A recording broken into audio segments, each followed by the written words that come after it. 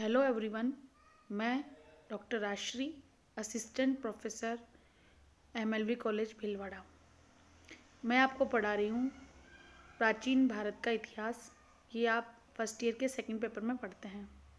इसके पिछले वाले वीडियोस हम देखते हैं कि मौर्य शासन के पतन के बाद मौर्योत्तर जो काल हम पढ़ रहे हैं उसमें हम 2-3 वीडियोस देख चुके हैं और आज उसी कड़ी में हम देखेंगे कि भारत में इस काल में शकों का शासन भी रहा। शक जो कहाँ की जातियाँ थी, कहाँ से लोग भारत की तरफ आए, कहाँ इनका साम्राज्य विस्तार रहा एवं इनमें प्रमुख जो महाक्षत्रप हुआ रुद्रदामन, उसका क्षेत्र विस्तार एवं उसकी शासन प्रबंध, इन सब की जानकारी हम इस वीडियो में देखेंगे। जो शक थे वो मध्य एशिया में सीर नदी के उत्तर में एक क्षेत्र था जैकटीज, उसके निकट रहने वाली एक घुमक्कड़ जाति थी। ये वहीं निवास करते थे और यहूचियों से परास्त होकर, जब यहाँ यहूचियों का आक्रमण हुआ तो वहाँ से परास्त होकर ये अपने मूल स्थान से अनेक समूह में बट गए और इनमें से 2 समूह महत्वपूर्ण थे। एक समूह पूर्वी ईरान तथा पार्थिया होता हुआ शक स्थान में आकर बस गया और फिर वहाँ से वो कंधार और बलूचिस्तान होते हुए सिंधु नदी की निचली घाटी में आकर बस गए। जो दूसरा समूह था वो सीधा भारत की तरफ आया और काबुल और कश्मीर और पंजाब, इस इलाके में ये लोग आकर बस गए। फिर यहीं से कालांतर में इन्होंने क्या किया, भारत में अन्य भूभागों पर अपना साम्राज्य स्थापित किया और ईसवी सन की 3री शताब्दी तक इनका साम्राज्य विभिन्न स्थानों पर चलता रहा। अब हम बात करेंगे कि जो भारत में जो महत्वपूर्ण जो शासक हुए, उनमें जो पहला शासक था वो मावेज था। उसका नाम क्या था? मावेज। मावेज के बाद एवेज शकों का दूसरा शासक बना। उसके बाद पल्लव शासक फायोटीज ने तक्षशिला पर अधिकार कर लिया, लेकिन उसके बाद उसे हटाकर कुषाणों के नेता गोंडोफार्निस ने तक्षशिला पर अधिकार कर लिया। अब हम बात करेंगे महत्वपूर्ण रूप से जो आपके एग्जाम से पूछे जाते हैं शक क्षत्रपों की। ठीक है, शक शासकों ने प्रशासनिक सुविधा की दृष्टि से अपने राज्य को कई प्रांतों में विभाजित किया था। ठीक है, और इन प्रांतों में शासन संचालन के लिए जिन अधिकारियों को नियुक्त किया जाता था उन्हें कहा जाता था क्षत्रप। कई बार आपके 2 नंबर के क्वेश्चन में पूछा जाता है कि क्षत्रप कौन थे। ये जो शक क्षत्रप थे ये प्रारंभ में जो शक शासक थे उसके अधीन थे, लेकिन बाद में जब केंद्रीय शक्ति समाप्त हो गई उसके बाद भी ये एक शक क्षत्रप लंबे टाइम तक शासन करते रहे। भारत में जो शक क्षत्रपों के मुख्य केंद्र थे उनको हम 4 भागों में बांट सकते हैं। पहला था उत्तरी भारत के क्षत्रप, दूसरा पश्चिमी भारत के शक शहरात, तीसरा था मथुरा के क्षत्रप और चौथा उज्जैनी के क्षत्रप। हम बात करेंगे सर्वप्रथम उत्तर भारत के क्षत्रपों की। उत्तर भारत में शकों के मुख्यतः कपिश, ठीक है, पुष्पपुर, मणिगुल, जिहोनिक, इंद्रवर्मन क्षत्रप वंशों ने शासन किया और इनका जो शासन क्षेत्र था वो कहाँ था? तक्षशिला के उत्तर स्थित प्रदेश और पंजाब का कुछ एरिया इसके अंदर सीमित था। दूसरा हम बात करेंगे पश्चिमी भारत के शक शहरात वंश की।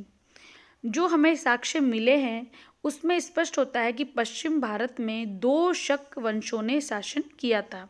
इनमें से एक था भूमक तथा नहपान, और जिसमें केवल हमारे कितने 2 शासकों के नाम ही हमें विदित होते हैं, और दूसरा था शहरात वंश। ठीक है, दूसरा शासन वंश जिसकी स्थापना चष्टन ने की, सौराष्ट्र तथा मालवा जो उज्जैन के आसपास का एरिया है वहाँ ये शक क्षत्रप वंश के नाम से जाना जाता है। पहले हम बात करेंगे शहरात वंश की। शहरात वंश के शासकों ने शातवाहनों से कुछ प्रदेश जीते और इन्होंने महाराष्ट्र, काठियावाड़ और गुजरात पर शासन किया। किसने? शहरात वंश ने। शहरात वंश की जाति के विषय में इतिहासकारों में बड़े मतभेद है। इसमें जो महत्वपूर्ण जो शासक हुए हैं जिनका नाम हमें देखने को मिलता है तो भूमक, और इसका जो इतिहास हमें उसकी मुद्राओं से ज्ञात होता है क्योंकि उसकी मुद्राएं गुजरात, काठियावाड़ और मालवा क्षेत्रों में पाई गई है। और एक था नहपान। हमने पहले भी सातवाहन वंश का जब इतिहास पढ़ा तो उसमें देखा था कि जो नहपान को जो गौतमीपुत्र सातकर्णी ने पराजित किया था, और ये शहरात वंश का सबसे प्रतिभाशाली या सबसे प्रतापी शासक था। उसके बाद हम बात करेंगे उज्जैनी तथा काठियावाड़ के क्षत्रप। शहरात वंश के समान ही पश्चिमी भारत में एक अन्य शक वंश का उदय हुआ जो इतिहास में चष्टन वंश के नाम से जाना जाता है। इस वंश का जो शासन क्षेत्र था वो क्या था, उज्जैन और काठियावाड़, इसलिए इसे उज्जैनी या काठियावाड़ का शक वंश भी कहा जाता है। इस वंश का जो सबसे प्रतापी शासक था वो चष्टन था, और ये जो उज्जैनी के शक राजवंश का क्या था, संस्थापक भी इसको माना जाता है। किसको? चष्टन को। चष्टन के बाद उसका पुत्र जयदामन शासक बना, उसके भी हमें सिक्के मिले हैं। उसके सिक्कों पर केवल क्षत्रप अंकित है, जबकि शक शासन व्यवस्था में शासक को महाक्षत्रप कहा जाता था। ठीक है, जयदामन ने अपने पिता के समय में ही मृत्यु हो गई, और यही कारण है कि चष्टन के बाद उसका पौत्र रुद्रदामन महाक्षत्रप बना। इसलिए जो रुद्रदामन है वो भी इतिहास की दृष्टि से या हमारे एग्जाम में क्वेश्चंस की दृष्टि से बहुत महत्वपूर्ण है। हम बात करेंगे अब रुद्रदामन की। जो रुद्रदामन था, ये इतिहास में रुद्रदामन प्रथम के नाम से विख्यात है। इसके इतिहास का जो प्रमुख स्रोत है वो क्या है, जूनागढ़ अभिलेख। इस जो अभिलेख है इसमें रुद्रदामन का एक लेख उत्कीर्ण है, और इसी पर अशोक का भी एक उत्कीर्ण है। इस लेख में जो तिथि दी गई है वो है 72 लिखा हुआ है, जो शक संवत की मानी जाती है। इससे स्पष्ट हो जाता है कि रुद्रदामन ने कम से कम 150 ईस्वी तक अवश्य शासन किया था।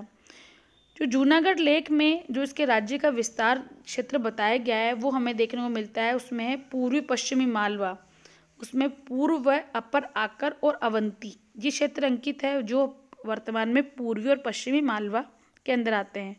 दूसरा मंधाता क्षेत्र, इसके बाद आरनत क्षेत्र जो द्वारका के आसपास का प्रदेश था। फिर सौराष्ट्र जो जूनागढ़ के आसपास का प्रदेश था। फिर स्वभ्र जो साबरमती नदी का तटवर्ती क्षेत्र था। मरु, मारवाड़ पश्चिमी राजस्थान, कच्छ, सिंधु सोवीर जो सिंधु नदी का डेल्टा था। कुकुर जो सिंधु नदी और पारियात्र पर्वत के बीच का प्रदेश माना जाता है। इसके अलावा अपरांत जो उत्तरी कोंकण क्षेत्र था। निषाद जो सरस्वती और पश्चिमी विंध्याचल का प्रदेश माना जाता है। और कुछ अन्य प्रदेश का जिक्र भी हमें जो रुद्रदामन का जूनागढ़ अभिलेख है उसमें देखने को मिलता है। इससे स्पष्ट होता है कि रुद्रदामन का जो साम्राज्य था वो बहुत अधिक मात्रा में बहुत अधिक क्षेत्रों तक फैला हुआ था। इसके बाद हमें जूनागढ़ लेख से और अन्य साक्ष्यों से उस काल की शासन व्यवस्था की जानकारी भी हमें प्राप्त होती है। इससे पता चलता है इसके लेखों से कि जो शासन व्यवस्था थी उसने प्रत्येक प्रांत साम्राज्य को अनेक प्रांतों में विभाजित कर रखा था, और प्रत्येक प्रांत की शासन व्यवस्था के लिए अनेक प्रांतीय प्रशासकों की नियुक्ति की गई थी।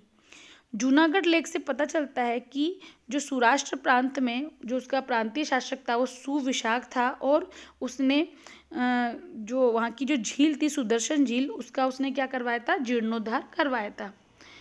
इसी लेख से हमें ये भी पता चलता है कि राजा की सहायता के लिए एक मंत्री परिषद होती थी, और उस मंत्री परिषद को 2 भागों में डिवाइड किया गया था या 2 भागों में बांटा गया था। एक था मती सचिव जो परामर्श देने वाला वर्ग था, और दूसरा कर्म सचिव जो नीतियों को क्रियान्वित करते थे। जूनागढ़ लेख में ही मैंने जब आपको पहले बता चुकी हूँ कि इसमें रुद्रदामन के द्वारा सुदर्शन झील को उसका जो बांध टूट गया था उसको जीर्णोद्धार करवाने का काम किया गया था।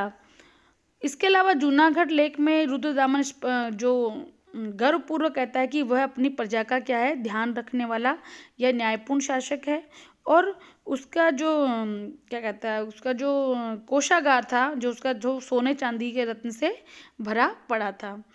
रुद्रदामन के पश्चात शकों का हमें विशेष उल्लेखनीय इतिहास नहीं मिलता है, क्योंकि उसके बाद के शासकों के विषय में जानकारी के स्रोत बहुत कम है। केवल मुद्राओं से ही उनकी तिथियों के विषय में कुछ जानकारी हमें मिलती है। उज्जैनी में शकों ने 100 वर्षों से ऊपर शासन किया, और यहाँ 388 ईस्वी तक उनका शासन चलता रहा।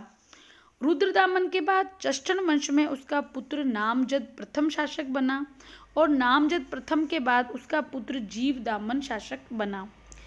यहाँ जितने भी शक वंश हुआ चष्टन वंश के, उसमें अंतिम नाम रुद्र सिंह नामधारी का आता है, जिसकी मुद्राओं पर 310 तिथि अंकित है।